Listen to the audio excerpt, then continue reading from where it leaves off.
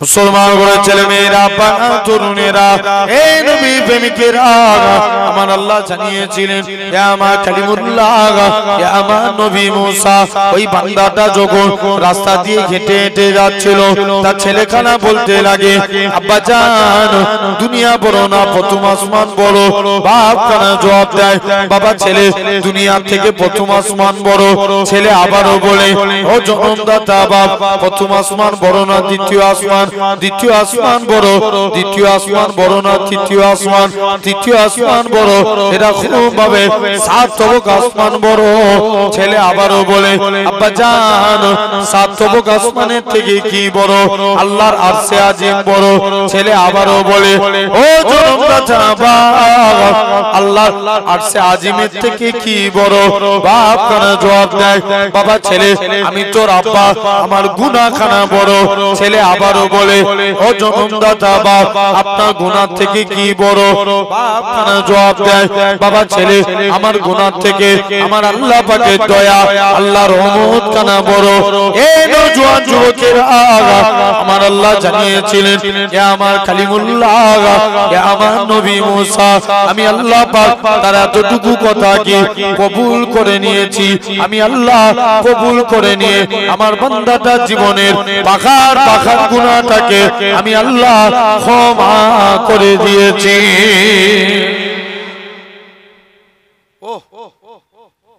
শুধু জাস্ট সে বলেছে আমার গুনাহ থেকে কি বড় আল্লাহর দয়া বড় রহমত বড়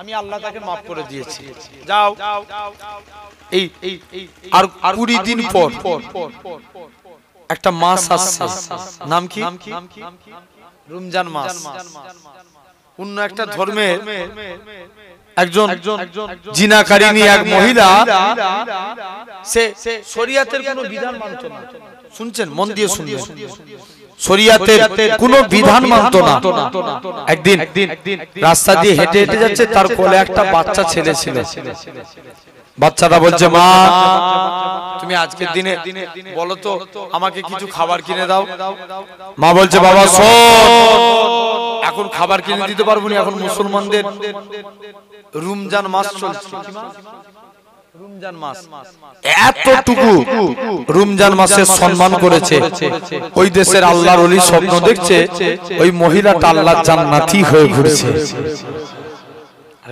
মুসলমান করে ছেলে মেয়েরা বাবা তরুণেরা হযরত আব্দুল্লাহ জুল বাজাদাই রাদিয়াল্লাহু তাআলা আনহু হুজুর আমার উলঙ্গ অবস্থায় আস্তে আস্তে করে নিজের বাড়িতে গেলেন ও জনম দুঃখী মা নিজের মায়ের কাছে গেলেন মা গো ইসলাম মানার জন্য তুমি আমার দিকে তাকাও না মা ইসলাম মানার জন্য মক্কার কাফেররা আমাকে বস্ত্রহীন করে দিয়েছে ইসলাম মানার জন্য মক্কার কাফেররা আমার গায়ে দিয়ে বস্ত্র কিনে নিয়েছে মা গো তুমি আমাকে একখানা বস্ত্র দাও মায়ের কাছ থেকে একখানা বস্ত্রখানা নিলে পরনার চাদরখানা নিয়ে জিনার বাড়ি ছিল মক্কা এবং মদিনার মাঝখানে দৌড়ে দৌড়ে দৌড়ে আল্লাহ নবীর হুজরা মুবারকি চলে গেলেন ইয়া রাসূলুল্লাহ হাবিবাল্লাহ ইয়া রাসূলুল্লাহ হাবিবাল্লাহ আল্লাহ নবী সালামখানা দিতে লাগে আসসালাতু ওয়াসসালামু আলাইকা ইয়া রাসূলুল্লাহ হাবিবাল্লাহ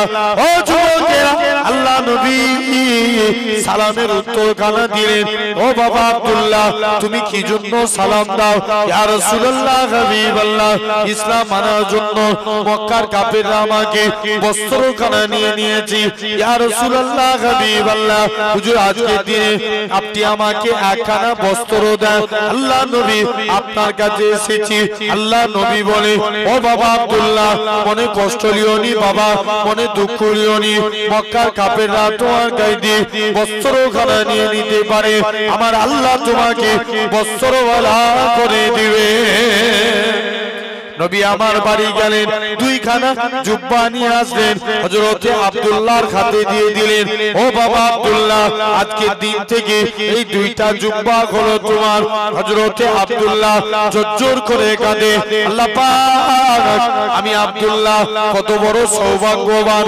মক্কার কাফেররা আমার গায়ে বস্ত্র কিনে নিয়েছে আর আজকের দিনে আমি হাবিবুল্লাহর পরনার বস্ত্র পেয়ে গেছি দৌড়ে দৌড়ে নবীর কাছে দাঁড়িয়ে আছে ঝরঝর করে কাঁদে আল্লাহ নবী বলে ও বাবা আব্দুল্লাহ তুমি কাঁদো কেন বলো ইয়া রাসূলুল্লাহ হাবিবাল্লাহ হুজুর আমি আজকের দিনে যুদ্ধের ময়দানে যেতে চাই আল্লাহ নবী বলে বাবা মন খারাপ করো না বাবা মনে কষ্ট লিও নি বাবা ও বাবা আব্দুল্লাহ মন খারাপ করো নি বাবা ও যুবক হযরত আব্দুল্লাহ আস্তে আস্তে করে আল্লাহ নবী সাহাবী হযরত আব্দুল্লাহ জুল বাজাদাইন এরা খুব ভাবে নবী আমার দোয়া চায় আল্লাহ পাক আমার আব্দুল্লাহর রক্ত কাফেরদের জন্য আমি নবী হারাম করে দিলাম নবী আমার আব্দুল্লাহ কাঁদে হুজুর আমি জিহাদের ময়দানে যেতে চাই আপনি কি দোয়া চান আল্লাহ নবী বলে বাবা তুমি যদি এমনিও মরে যাও আল্লাহ তোমায় শহীদের মরণ দেবে কোন আব্দুল্লাহর কথা বলি এরা খুব ভাবে যিনি জোরে জোরে কোরআন পড়তেন আল্লাহ নবী সাহাবীরা আল্লাহ নবীর হুজরা মুবারকি চলে আসে ইয়া রাসূলুল্লাহ হাবিবাল্লাহ ইয়া রাসূলুল্লাহ হাবিবাল্লাহ আব্দুল্লাহর কোরআন তেলাওয়াত আমাদের বড় ভালো লাগে না আব্দুল্লাহকে কোরআন পড়া থেকে মানা করুন আল্লাহ নবী বলে ও আমার সাহাবীরা তোমরা আমার আব্দুল্লাহর মনে কষ্ট দিও নি আমার আব্দুল্লাহর মনে দুঃখ দিও নি কারণ আমার আব্দুল্লাহ দুনিয়া বেঁচে ইসলাম কবুল করেছে কোন আব্দুল্লাহর কথা বলি 3 দিন পরে খবর আসলো আল্লাহ নবী সাহাবী আব্দুল্লাহ ইন্তেকাল হয়ে গেছে নবী আমার আব্দুল্লাহর কবরের দিকে চলে গেলেন ও আমার সাহাবীরা তোমরা আমার আব্দুল্লাহর কবর কোথায় দিবে বলো হুজুর দুই পাহাড়ের মাঝখানে আল্লাহ নবী আব্দুল্লাহর কবরের কাছে চলে গেলেন নবী আমার আব্দুল্লাহর কবরে নেমে গেলেন আমার ডান দিকে আমার বন্ধু আবু বকর নেমে যাও বাম দিকে আমার বন্ধু ওমর নেমে যাও মাঝখানে নবী দাঁড়িয়ে আছে উপর থেকে একজন সাহাবী বলে ওরে আব্দুল্লাহ তুমি কত বড় সৌভাগ্যবান কেন না তোমার কবরে তিন দুনিয়া বাদশা হাবিবুল্লাহ দাঁড়িয়ে আছে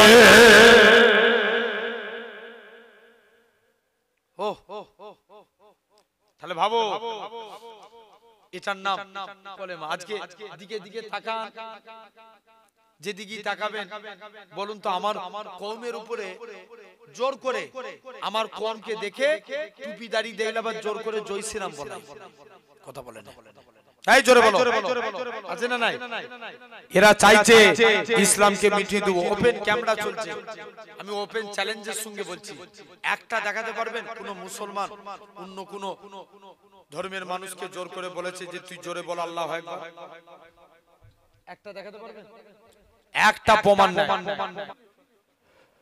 মুসলমান ঘরে ছেলে মেয়েরা তরুণেরা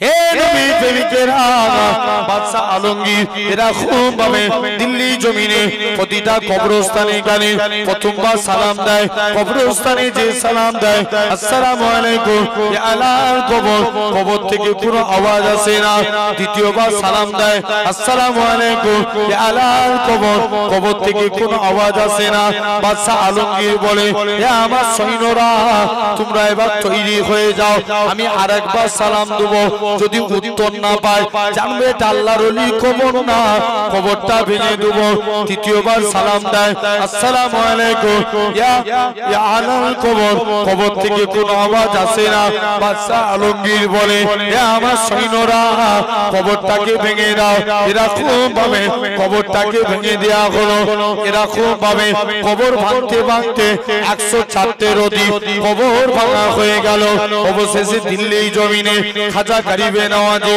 কবরের দিকে চলে গেলেন প্রথমবার সালাম দেয় আসসালামু আলাইকুম ইয়া ওলি আল্লাহ খাজা হুজুরের কবর থেকে কোনো আওয়াজ আসে না দ্বিতীয়বার সালাম দেয় আসসালামু আলাইকুম ইয়া ওলি আল্লাহ খাজা হুজুরের কবর থেকে কোনো আওয়াজ আসে না তৃতীয়বার সালাম দেয় সৈন্যদেরকে বলে হে আমার সৈন্যরা রেডি হয়ে যাও সৈন্যরা তওবা তিল্লা করে আল্লাহ এই বাদশার মনে হচ্ছে মাথা খারাপ হয়ে গেছে খাজা হুজুরেরও মাজার ভাঙাবে তৃতীয়বার সালাম দেয় আসসালামু আলাইকুম ইয়া ওলি আল্লাহ সঙ্গে সঙ্গে খাজা হুজুরের কবর থেকে ওয়া আলাইকুমুস সালামের আওয়াজ কানে ভেসে ওঠে খাজা হুজুর বলে ও বাবা বাদশা আলমগীর শুনে রেখে দাও হুজুর আমি আপনাকে তিনবার সালাম দিলাম উত্তর কেন পেলাম না খাজা গরিবে নওয়াজ বলে বাবা বাদশা আলমগীর আল্লাহ তোমাকে শোনার মতন পাত দিয়েছে দেখার মতো পাত দেয় না কেননা যখন তুমি আমাকে প্রথমবার সালাম দিলে আমি খাজা গরিবে নওয়াজ রূহানি হালতে মদিনা শরীফে ছিলাম যখন তুমি আমায় দ্বিতীয়বার সালাম দিলে রূহানি হালতে মদিনা থেকে আজমিরের দিকে আসলাম যখন তুমি আমাকে তৃতীয়বার সালাম দিলে আমি খাজা গরিবে নওয়াজ আজমিরের জমিনে এসে সালামের জবাব দিয়ে দিলাম মুসলমান করে ছেলে মেয়েরা বাবা তরুণীরা হে নবী প্রেমিকেরা আল্লাহ পাকের ওলি হযরত হাবিব আজমি রহমাতুল্লাহ আলাইহি হুজুর আমার বাড়ির দিকে চলে গেলেন হুজুরের লক্ষ্য পড়ে গেল হুজুরের বাড়িতে মেহমানদারি হয় হুজুর আমার চিন্তার মধ্যে পড়ে যায় আল্লাহ পাক আমি ভুল করে কি অন্য মানুষের বাড়িতে চলে এসেছি কার বাড়িতে এসেছি আরেকটু আগিয়ে গেলেন যে দেখে নাকি হুজুরের স্ত্রী রাতে গুছা গুছা টাকা আছে হুজুরের স্ত্রী বলে ও আমার স্বামী তুমি যে মালিকের কাজ করো তোমার মালিকটা কি বন নয় দুহাত করে দিয়ে গেছে হাবিব আজমি বলে ও আমার স্ত্রী শুনে রেখে দাও আমি যে মালিকের কাজ করি আমার মালিকটা দুনিয়ার কোনো মালিক নয় আমার প্রভুটা দুনিয়ার কোনো প্রভু নয় আমার মালিক হলো আমার মালিকের মালিক রাজাধিরাজ আমার আল্লাহ পাক আমি আমার আল্লাহর হুকুম মানি কে রিজেক্ট পাঠায় জোর করে বলো আল্লাহ রিজেক্ট পাঠায় বলছে যাও চলে গেল আস্তে আস্তে করে তাহলে 2 নম্বর হলো নামাজ 3 নম্বর রোজা এবছরে দেখবেন 20টা রোজা ঠান্ডার মধ্যে ইনশাআল্লাহ কেটে যাবে মুসলমান করে ছেলে মেয়েরা বাবা তরুণীরা আমরা যারা এমিরেট ফ্লাইটে যাব কলকাতা থেকে দুবাই দুবাই থেকে জিদ্দা আমাদের মিকাত হলো ইয়ালামলাম পার অনেকে কি করে দুবাইয়ে যে ইহরাম পরে নেয় বান্দা ইহরাম পরে এরা খুব ভাবে এয়ারপোর্টের ভিতরে ফ্লাইটের ভিতরে ইহরাম পরা অসুবিধা হয় বলে অনেকে এয়ারপোর্টের ভিতরে ইহরাম পরে নেয় বান্দা ইহরাম পরে তালবিয়া পড়তে পড়তে 2 রাকাত নামাজ পড়ে তালবিয়া পড়তে পড়তে আল্লাহর কাবার দিকে চলে যায় লাব্বাইক আল্লাহুম্মা লাব্বাইক লাব্বাইক লা শারীকা লাকা লাব্বাইক ইন্নাল হামদা ওয়ান নি'মাতা লাকাল মুলক লা শারীকা লাকা লাব্বাইক এরা খুব ভাবে কাবা ঘরে পৌঁছে যায় কাবাকে দেখতে পাওয়া যায় আর আমার স্বপ্ন আমার জীবনের গোল আল্লাহর কাবা আমার চোখের সামনে যত পাসান্দেলেরই মানুষ হোক না কেন চোখ দিয়ে পানি বেরিয়ে যায় আর আমার জানের কাবা আর আমার মনের কাবা আল্লাহ পাক এই কাবা কোনদিন দেখতে পাবো কি জানি না যে কাবার সামনে হাজির এ নওজোয়ান যুবকেরা এরা খুব ভাবে কাবাকে তওয়াফ করে মাকামে ইব্রাহিমকে লক্ষ্য করে 2 রাকাত নামাজ পড়ে বান্দা কারা জমজমের পানি খেয়ে সাফা মারওয়া চলে যায় সাফা মারওয়া সাই করে এরা খুব ভাবে অনেকে সাফা মারওয়া সাই করে মাথার চুল ফেলে দেয় হালাক হতে হয় এটার নাম উমরা মিটে গেল অনেকে বলে আমাদের উমরা মিটে গেছে কেন আমরা মদিনায় যাব কত বড় কপাল বাঁধা দেখেন এই কাবা শরীফ হতো না আমার রাসূলুল্লাহ যদি না হতো ইব্রাহিম নবীও হতো না আমার রাসূলুল্লাহ যদি না হতো ইসমাইল নবীও হতো না আমার রাসূলুল্লাহ যদি না হতো নবী আমার মসজিদে কিবলাতাইনে 2 রাকাত নামাজ পড়ে মসজিদুল আকসার দিকে মুখ করে নবী আমার মনে মনে করে আল্লাহ পাক আপনি যদি কাবাকে কিবলা করে দেন আমি নবী এতেই বড় খুশি আমার আল্লাহ জানিয়ে দেয় হে আমার হাবিব আপনি সিজদা থেকে মাথা তুলুন আমি আল্লাহ আপনার খাতিরে আমি আল্লাহ কাবাকে কিবলা করে দিলাম তাকবীর মারো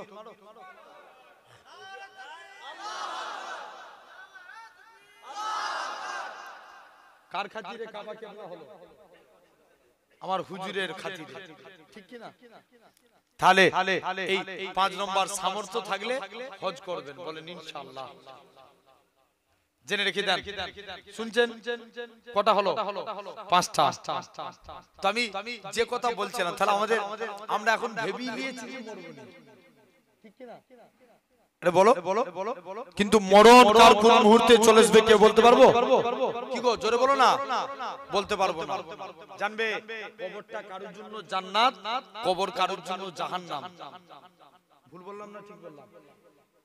একই বান্দা, একজনের জন্য জান্নাত আর একজনের জন্য জাহান্নাম। ফুরফুরা শরীফের হুজুর কেবলা 25 বছর আগে ইন্তেকাল হয়েছে, যিনাকে আমরা কি নামে চিনি? মাদার জাত আল্লাহর ওলি। 25 বছর আগে ইন্তেকাল হয়েছে। শুনছো হাতিশালার মানুষ? বাকি বিল্লাহ হুজুর 25 বছর পর ইন্তেকাল হয়ে গেল। কত বছর? 25 বছর পর হুজুর কেবলা, দাদা হুজুর কেবলা মাজারের জায়গা হুজুর কেবলা কবরের দিকে বাকি বিল্লাহ হুজুরের কবরটা একটু চেপে গেছে, লাশ বেরিয়ে গেছে 25 বছর আগে। লাশ তো দূরের কথা, কাফন পর্যন্ত টাটকা আছে। এটা আস্তে হয়ে গেল, আরো জোরে বলো। তোমার পীর না, তাহলে জোর করে বলবে না সুবহানাল্লাহ? জেনে রেখে দেন, আরবে একটা কবরস্থান ঘেরা হচ্ছিল। দেখবেন আর আপনার উত্তর পশ্চিম পাড়াতেও কবরস্থান ঘেরা আছে পাঁচিল দিয়ে, আছে তো?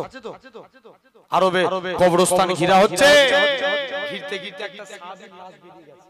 কার? এক সাহাবী 1500 বছর আগে ইন্তেকাল হয়েছে। কপালে তীর ঢুকে গেছে, কপাল থেকে তীর বার করে রক্ত বেরোচ্ছিল বলে আঙ্গুল দিয়ে টিপে ধরে ওই অবস্থাতেই ইন্তেকাল। আর যে যেভাবে শহীদ হয় তার সেই অবস্থায় দাফন হয়ে যায়। এখন এরকম অবস্থায় দাফন বেরিয়ে গেছে। যেই যখন পরবর্তীতে কবর খুলতে খুলতে লাশ বেরিয়ে গেছে, যেই আঙ্গুলটা সরিয়ে দেয় 1500 বছর পরে ফিচকিরি দিয়ে রক্ত বার হয়। আস্তে হয়ে গেল না? আল্লাহ এরকম কিছু নিয়ামত দেখায়। আল্লাহ তো নাও দেখাতে পারে। আপনারা ফেসবুকে দেখেছেন, হ্যাঁ দেখবেন অনেক দিন আগে মাটি চাপা পড়ে গেছে নদীর পাশে কবর, নদী ধস খেলিয়েছে, এরকম ফেসবুকে দেখেন না? এই কথা বলবে তো, লাশ বেরিয়ে গেছে, কত বছর আগে ইন্তেকাল হয়েছে, লাশ আজও টাটকা আছে। জোরে বলে আল্লাহ এরকম কিছু নিয়ামত দেখায় যে বান্দা তোরা তারপরেও ওলি আল্লাহদের পথ অবলম্বন করে নে।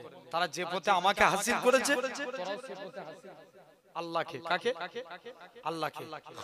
এমনও কিছু ঘটেছে, আবার এমনও ঘটনা ঘটেছে, এক বান্দা কবরে মাটি দিতে গেছে, তার দেখবেন অনেকের বুক পকেট থাকে, জামাতে থাকে না? থাকে বুক পকেটে সব ডকুমেন্টস দেখেছিল,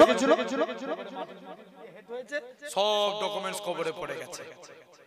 যাই মাটি দিয়ে চলেছে, তারপরে মনে পড়েছে ইমাম সাহেবের কাছে যাই, ইমাম সাহেব চলেন, কি ব্যাপার? মনে হচ্ছে আমার ডকুমেন্টস সব কবরে পড়ে গেছে। চলো।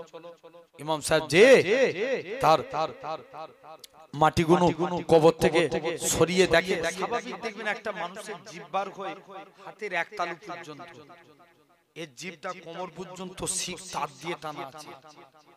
এই অবস্থা দেখি ইমাম সব যে কটা লোক সাথে গেছিল সবাই অজ্ঞান। জীবনে কোনোদিন দেখেছেন এত বড় জিভ কোমর পর্যন্ত টানা? সেই কবরকে ভয় করো। আজকে অনেকে এই 1 জানুয়ারির দিনে আপনার এই দিকেই জলসা ছিল, ভাঙড়ি জলসা ছিল, তো এই ঠিক 6 লেনের আগেটায় বক্স বাজে না, মাটি কাঁপিয়ে আমার গাড়ির ভিতরে কাঁচগুলো ঝনঝন করছে। এখন মনে মনে ভাবছি, ওরে তোর এখন রক্তের গরম, তুই আজ মাটিকে কাঁপাচ্ছিস। মাটি বলছে ওয়ে একদিন তোকে আমার কবরে আসতে হবে, সেদিন তোকে আমি কাঁপাবো। ভুল বললাম? জেনে রেখে দেন এরকম। তাহলে মানুষটা জীবটা কোমর পর্যন্ত, তার মানে বুঝে নিতে হবে এই মানুষটা জবানের গোলমাল ছিল। কিসের? জবানের। নবী বলছেন হাদিস শরীফ, মিন লিসানিহি ওয়া ইয়াদিহি, যে মুখ এবং হাতের দ্বারা অপর মানুষকে কষ্ট দিল না, সে হলো প্রকৃত মুসলমান। জোর করে বলো। এখন নবীর কাছে একজন সাহাবী গেলেন, তার দুইটা সমস্যা। এক নম্বর মদ খেত, দুই নম্বর জিনা করত। নবীর কাছে যে বলছে, নবী আমি একটু ভালো হতে চাই, আমাকে আমল বলুন তো। নবী বলছে, বাবা ভালো হবে, ওয়াদা করো মিথ্যা বলবে না। মিথ্যা কথা কোনোদিন বলবো না। সাহাবী তো খুশি মনে নবীর হাতে হাত দিয়ে ওয়াদা করে দিলেন, নবী আমাকে মদ খাওয়ার কথা নিষেধ করে নে, নবী আমাকে জিনার কথা নিষেধ করে নে। নবী কি বলতে নিষেধ করেছে? মিথ্যা কথা বলতে। এখন চলে গেছে, নবীর হাতে হাত দিয়ে ওয়াদা করে। কারণ একদিন মদ খেয়ে নবীর দরবারে এসে হাজির। নবী জিজ্ঞেস করছে, এই তুই মদ খেয়েছিস? তো ফেঁসে গেছে, ফেঁসে গেছে না? যদি বলে না খাইনি, তাহলে কি বলা হবে? মিথ্যা বলা হবে। আর যদি বলে এখন খেয়েছি, লজ্জায় পড়ে গেছে। আর নবীর কাছে বলছে কি বলবো, ওর মনে আন্দোলন শুরু হয়ে গেছে। আর নবীকে যে বলছে, হুজুর আমি ওয়াদা করছি হুজুর, খেয়ে ফেলেছি, কথা দিচ্ছি জীবনে কোনোদিন আর মদকে ছুঁব না। জোরে বলে। একটু জোর করে বলো। আবার একদিন জিনা করে নবীর দরবারে গেছে। নবী বলছে, বাবা তুমি জিনা করেছো?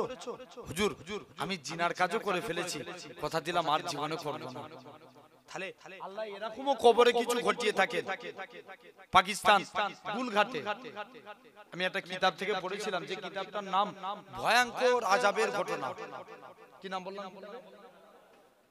ভয়ঙ্কর আযাবের ঘটনা। পাকিস্তান গুলঘাটে একটা পথিক কবরস্থানের পাশ দিয়ে সন্ধ্যের টাইমে হেঁটে হেঁটে হেঁটে হেঁটে যাচ্ছে। কবরস্থানের ভিতর থেকে বাঁচাও বাঁচাও, কে আছো আমাকে বাঁচাও, এরকম একটা আওয়াজ ভেসে আসছে। ও পথিক মার টান দৌড় মেরেছে। ও তো আর সেই শরীরে জান নাই বললেই চলে। কবরে যদি এরকম আওয়াজ হয়, কেউ টিকতে পারবে? এই জোরে বলো। কেউ টিকতে পারবে না। তাড়াতাড়ি করে ইমাম সাহেবের কাছে গেছে। ইমাম সাহেব, কবরের ভিতরে এরকম আওয়াজ হচ্ছে। ইমাম সাহেব 10-15 জন মানুষকে সাথে করে নিয়ে কবরের দিকে চলে এসেছে। কবরের দিকে এসে বলছে, যাই। ইমাম সাহেবও শুনতে পাচ্ছে, বাঁচাও বাঁচাও।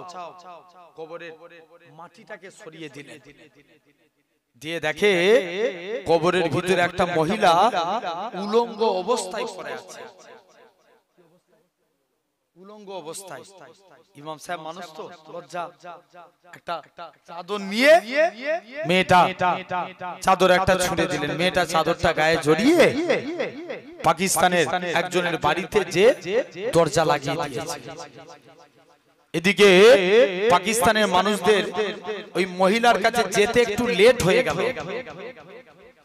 যে দেখে মেয়েটা দরজা বন্ধ করে ভিতরে, দরজায় আওয়াজ করে, দরজা খুলো। না দরজা খুলবো নি। বলছে একবার দরজা খুলো। বলছে তোমরা আমার চেহারা দেখলে সব হাত ফেল করে যাবে। মা কি হয়েছে একবার বলো। মহিলা খানা কাঁদে আর বলে, হে পাকিস্তানের মানুষেরা শুনে রেখে দাও, সর্বপ্রথম অনেক রিকোয়েস্টের পর সে দরজার সিটকিনি খুলে, দরজার খিল খুলে দিয়ে এরকম ভাবে সর্বপ্রথম মাথাটা দেখায়। মাথা বলে কোনো জিনিস নাই, কেবলমাত্র মাথার ভিতরে ফুলিয়ার মগজ দেখা যায়। পাকিস্তানের মানুষেরা বলে, আল্লাহর বান্দি বলো তো দেখি তোমার কি জন্য এরকম অবস্থা?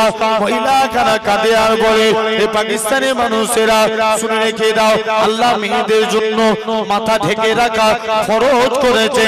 আমি বেপরদাহীনভাবে মাথা খুলে চুল খুলে উড়িয়ে উড়িয়ে বেড়াতাম, যাতে করে এলাকার যুবকরা আমার প্রতি ফিদা হয়ে যায়, আমার প্রতি দিবানা হয়ে যায়।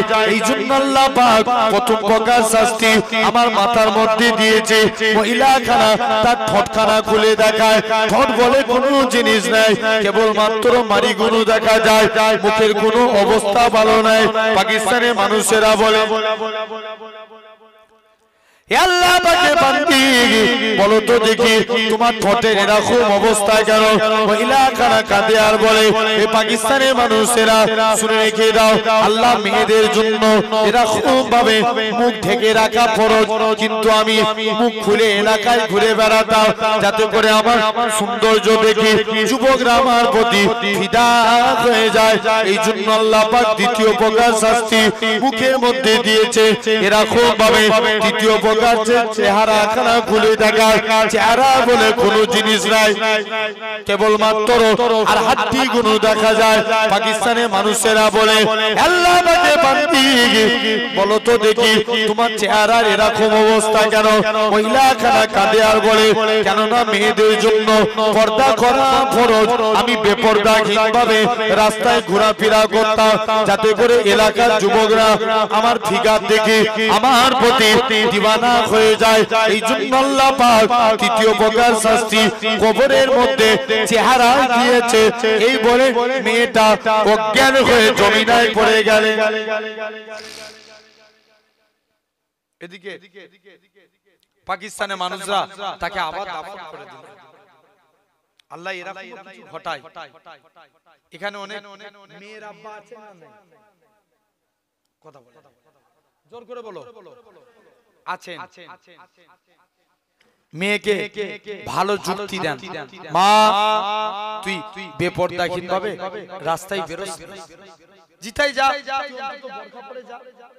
বলতে পারবো না এই কথা বলে পারবেন? বলেন ইনশাআল্লাহ। তারপরেও যদি না শুনে আপনি বাপ একটা কঞ্চি কাটে, কঞ্চি করে চাপকা, ভুল বললাম? খারাপ লাগলো, মনে হচ্ছে যে হুজুর তোমাকে আর কোনদিন এখানে আনবো না। আমার কোনো যায় আসে না ভাই। এই হাতি সালা রিজিকের মালিক না আল্লাহ রিজিকের মালিক? আল্লাহ রিজিকের মালিক, এটা মাথায় রাখতে হবে। কঞ্চি করে চাপকা। বড় ভাই বসে আছেন, বলো তো তুমি বুকে হাত রেখে কথা বলো।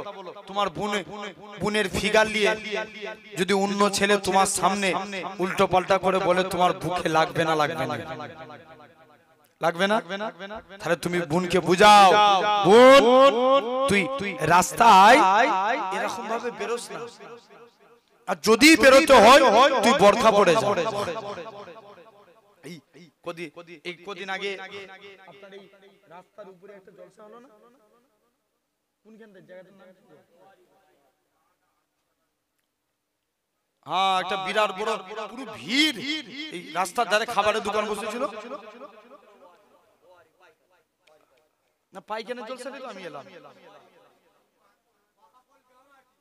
না। আচ্ছা যাক, জেনে রেখে দেন এরকম ভাবে লক্ষ্য করে দেখেন। শুনছেন তো বাপ? শুনছেন? এরকম ভাবে তাহলে মেয়েদেরকে ভালো যুক্তি দিবেন, বলেন ইনশাআল্লাহ। জোর করে বলো ভাই। নবীর কাছে একটা মহিলা, শুনো, একটা মহিলা নবীর কাছে গেলেন, তার স্বামী বিদেশে কাজে যাচ্ছে। একটা মেয়ে নিজে জাহান্নামী হবে, সাথে তিনজনকে নিয়ে যাবে। তিনজনকে, তার বাপ, বড় ভাই আর স্বামী। কজন? তিনজন। জেনে রেখে দেন এরকম ভাবে মায়েদেরকে ভালো করে বুঝান। নবী জামানায় একজন মহিলা, তার স্বামী বিদেশে কাজে যাচ্ছে, স্ত্রীকে বলে গেল, স্ত্রী তুমি বাড়ি থেকে পা বার করবে না। স্ত্রী বলছে জি ঠিক আছে। কিছুদিন পর মেয়েটার আব্বার খুব শরীর খারাপ, স্বামী কোথায়? বিদেশে। এখন মেয়েটা, তখনকার যুগে ফোন ছিল, কথা বলে আগেকার যুগে কিসে কথা হতো? চিঠিতে।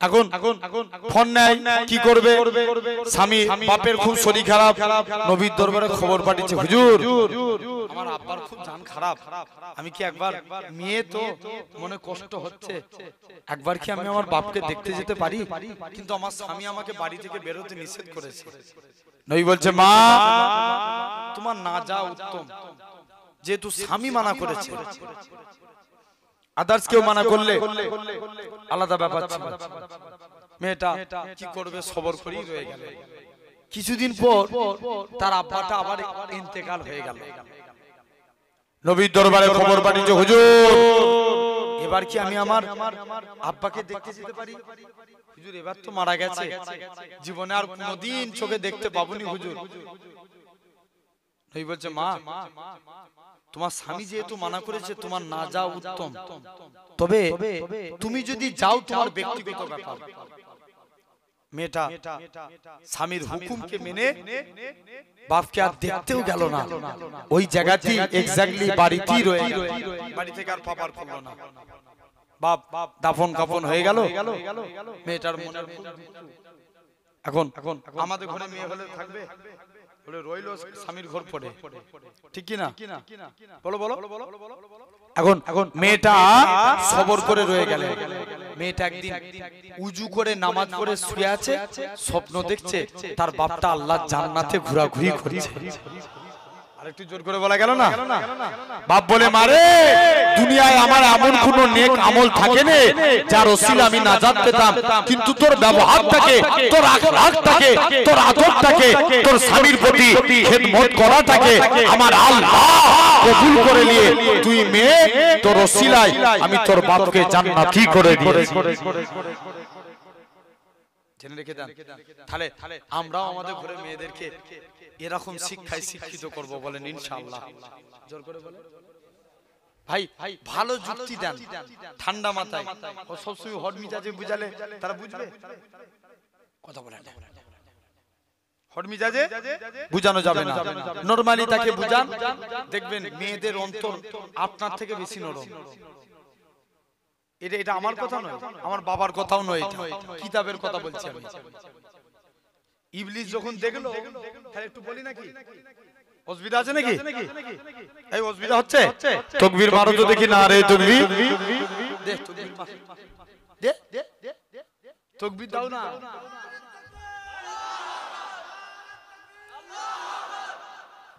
জেনে রেখে দেন ইবলিস এখন আল্লাহ সর্বপ্রথম কাকে কাকে সৃষ্টি করেছিল আদমকে আর হাওয়াকে এখন আদম নবীকে আল্লাহ ডেকে বলছে নবী আদম হাওয়াকে সাবধান করে ওই যে দূরে গাছ খবরদার ওই গাছের কাছে যেও না এই গাছের ফল খাবে না ওই গাছের ফল খাবে না সরি আল্লাহ বলছে আদম হাওয়া তোমরা ওই গন্ধমের ফল খাবে না এখন যে কি করেছে শুনছো আর ইবলিস আদম নবীকে ধোঁকা দিতে পারে না যখনই আদম নবীকে ধোঁকা দিতে আসে আদম নবী ইবলিসকে তাড়িয়ে দেয় ইবলিস বলছে কি করা যায় মা হাওয়ার কাছে গেল হাওয়াকে বুঝাতে লাগলেন অনেক অনেক করে বুঝালেন মন দিয়ে শুনো এটা আমি বানানো কথাও বলছি না ভাই এখন মা হাওয়াকে অনেক করে বুঝাতে লাগলেন বুঝিয়ে মা হাওয়াকে রাজি করছে কেমন যুক্তি দিচ্ছে দেখেন আচ্ছা বলো তো হাওয়া আল্লাহ তুমি আমি ফল খেতে বলছি আল্লাহ তোমাদেরকে ফল খেতে নিষেধ করেছে কিন্তু গাছের কাছে তো যেতে নিষেধ করেন আছে না নাই ইবলিস যুক্তি দিয়েছিল একজন আল্লাহর ওলিকে 99টা নাই দলিল দিয়েছে আল্লাহ নাই বলে 99টা কথা আল্লাহর ওলি একটা বলে এক বাক্যে বলেছে আল্লাহ আছেন আল্লাহকে মানি জোরে বলে ওর 99টা দলিল খণ্ড করে দিয়েছে ইবলিসের জেনে রেখে দেন এখন বুঝাচ্ছে আল্লাহ তো গাছের কাছে যেতে নিষেধ করে না মা হা ভেবে দেখছে কথা তো ঠিক তাহলে এতবার করে বলছে একবার যে দেখি গাছের কাছে নিয়ে গেলে এরকম আস্তে আস্তে তাকে আবার বুঝাচ্ছে। মা হাওয়াকে বুঝিয়ে অনেক করে বলল যে একবার তুমি এই ফলটা খেয়ে দেখো, একবার খেয়ে দেখো আমার কথা রেখে। মা হাওয়া রাজি হয়ে গেল। আর মেয়ে রাজি তো স্বামী কি হবে? মেয়েরা এমন একটা জিনিস স্বামীকে যে কোনো জিনিস খাইয়ে দিতে পারে না, পারে না? জোর করে বলো পারে। এখন মা হাওয়াকে রাজি করে ফেলেছে, আদম নবীকেও ফল খাইয়ে ফেলেছে। আল্লাহ জান্নাত থেকে বহিষ্কার করে দিলেন।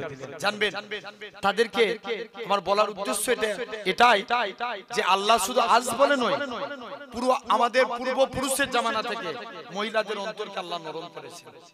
দেখবেন একটা পুরুষ মানুষ একটা মদ বাড়িতে যাক, তার চোখ দিয়ে ছোট করে পানি বেরোবে, কিন্তু একটা মেয়ে গেলে কাঁদে। জেনে রেখে দেন আমার ভাইরা, আব্বারা, তরুণেরা, মেয়েদের অন্তর অনেক নরম। আপনি তাদেরকে ভালো তারে বুঝান, দেখবেন আপনার কথা মেনে নেবে, আপনি সাকসেস হবেন ইনশাআল্লাহ। মন দিয়ে শুনেন। তো এরকম একটা হাদিস মনে পড়ে যায়, ভালো যুক্তি দেন আল্লাহ সাকসেস করবে। এক ইহুদির মেয়ে ছিল, জোর করে বলো ইহুদির মেয়ে। দেখতে দেখতে প্রায় টাইম 2 ঘন্টার কাছাকাছি চলে এলো। এক ইহুদির মেয়ে যার নাম ছিল ইহুদি, তার মেয়ের জন্য বিয়ে ঠিক করেছে। কিসে? বিবাহের। মেয়ে বলছে আব্বা আমি বিয়ে করতে পারি আপনার কথা মতো, তবে আমাকে একটা দিন সময় দিতে হবে। একটা দিন। বাপ বলছে যা, তাই দিয়ে দিলাম। মেয়েকে শুনছো, মেয়েকে একটা দিন সময় দিলেন। মেয়ে কদিন সময় চাইলো? সবাই মিলে জোর করে বলো একদিন। বলছে চলো, মেয়ে একদিন সময় নিয়ে।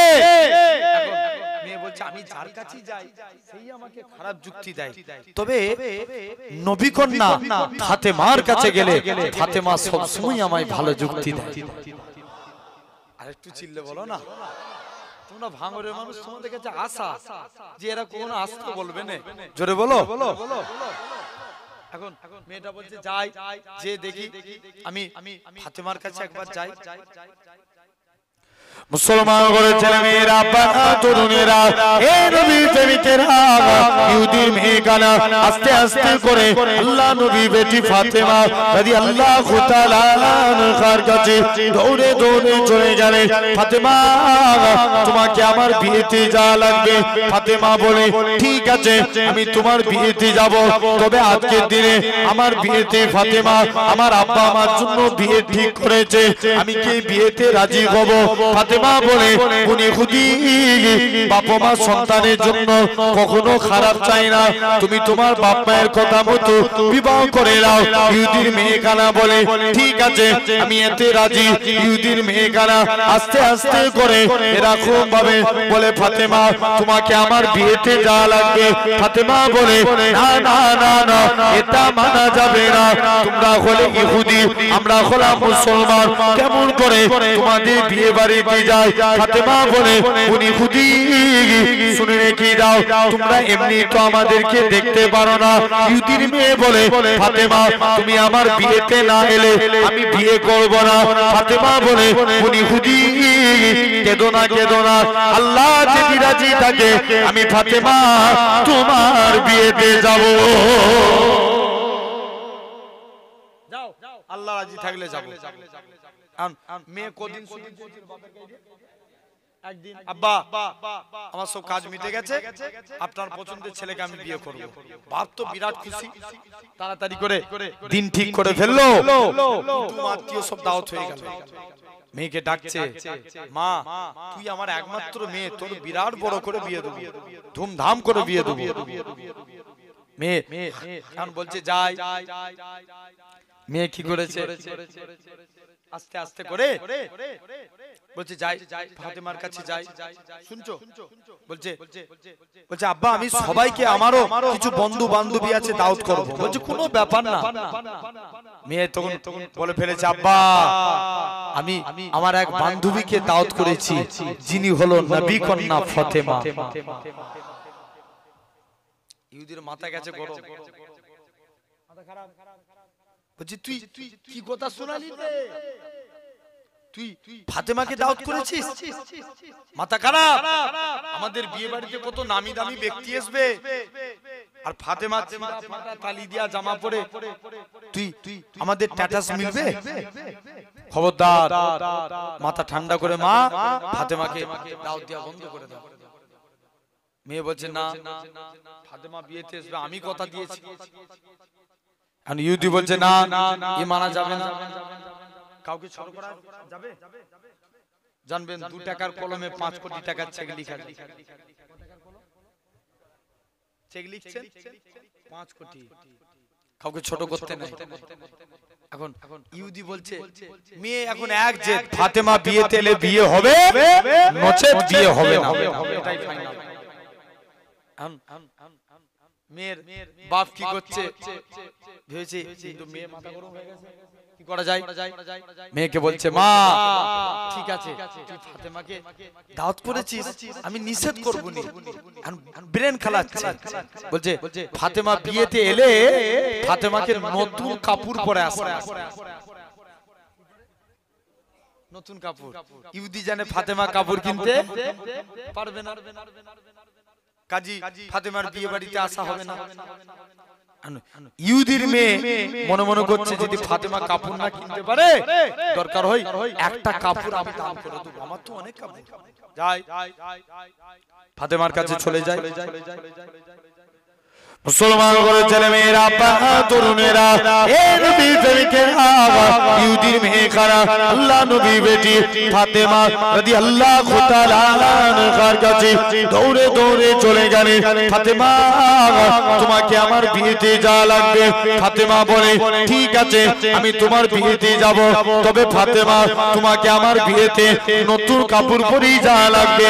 ফাতেমা বলে উনি হুদি, আমার তো নতুন কাপড় নাই, আমি কোথায় কাপড় পাবো? ইহুদির মেয়ে খানা বলে ফাতেমা তোমাকে আজকে দিনে দরকার হয় আমি একটা কাপড় দান করে দেব। ইহুদির মেয়ে বলে ফাতেমা কি কথা বললে?